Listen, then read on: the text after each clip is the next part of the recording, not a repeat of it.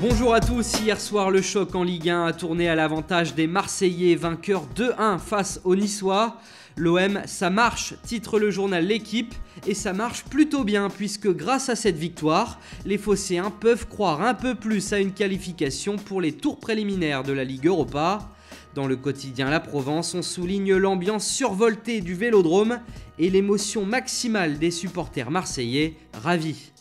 En Angleterre, il y avait aussi un choc, Arsenal-Manchester United, victoire des Gunners 2-0.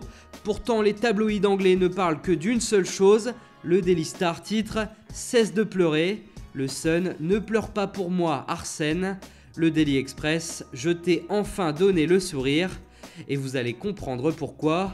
Après la rencontre, José Mourinho n'a pas manqué de tacler les supporters des Gunners.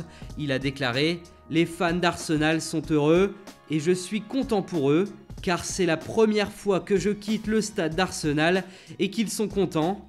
Avant, ils pleuraient, ils marchaient la tête basse. Aujourd'hui, ils chantent et font tourner leurs écharpes. Je suis content pour eux. » Un message plein d'ironie quand on sait que cette victoire d'Arsenal est finalement historique pour Arsène Wenger.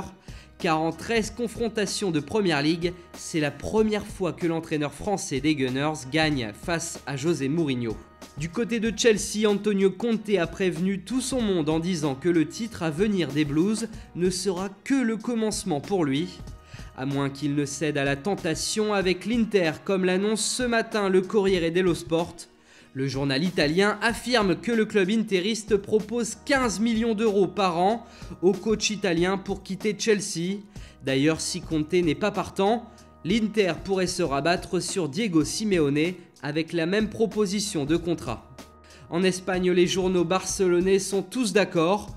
Prolongation de contrat imminente pour Lionel Messi. Il ne manquerait plus que la signature de l'Argentin. Tout est réglé pour conserver la Pulga jusqu'en 2022.